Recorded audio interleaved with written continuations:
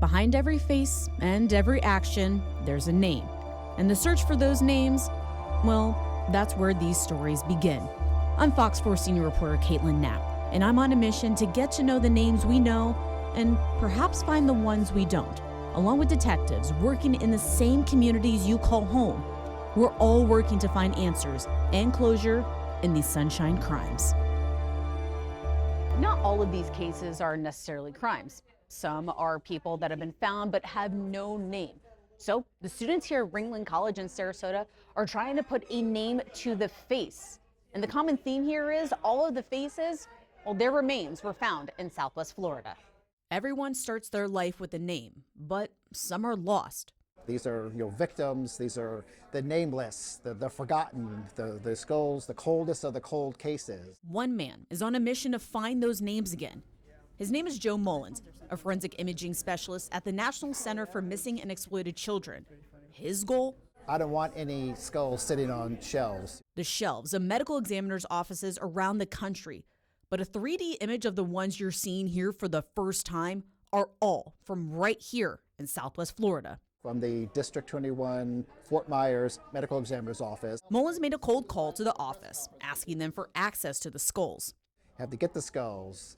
Now, once we have the skulls, we need to take photographs of the skulls, then have the forensic anthropologist look at the skulls. Then, Ringling College in Sarasota did a 3D print of each skull. It's at that college where those skulls have a chance of getting their name back. The other mission for this class is to clear the shelves of ME's offices across the U.S. Mullins is also an adjunct professor at New York Academy of Art, bringing his experience to Ringling's classroom, giving students an opportunity to bring a family closure. This is the first face I've ever sculpted. Each person signed up for the workshop got a case. My person was found in 2016 in Lee County. And artists like junior Noah Shadowins works off the information from their assigned case. The only thing I have to work with is that he was an Asian male, age range 18 to 45. So that is a very large age gap. Over 5 days, they are turning the skulls into a facial approximation. In other words, a person. Every skull that they have is now in this room getting the dignity of a face back. Faces being molded using talent and science. We stick markers on the skull, and then we sculpt our tissue, our muscle, and our flesh out to those markers. And over 5 days, you are slowly building a person that is going to stare back at you. A person waiting to get their name back. It's not a skull anymore, now it's a person. And they are emotionally invested. And now I hope somebody can recognize them. Now that the skulls have faces, let's talk about where they came from.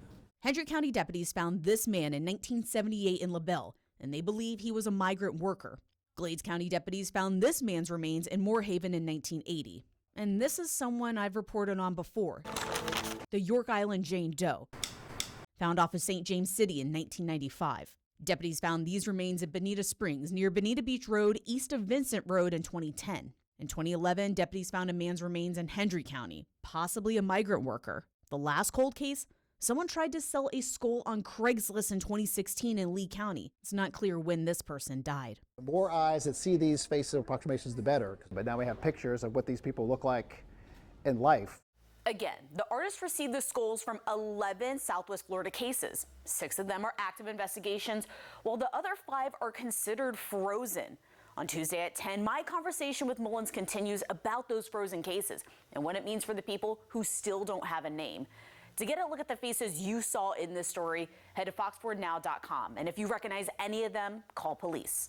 In studio, Kaitlin Knapp, Fox 4.